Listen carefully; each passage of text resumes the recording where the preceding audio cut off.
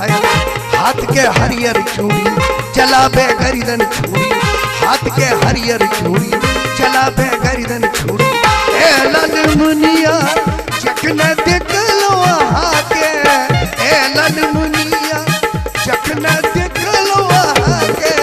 चंद्रमुखी मृगनैनी स्वर्ग परी रूप बदी कियकने है पवन।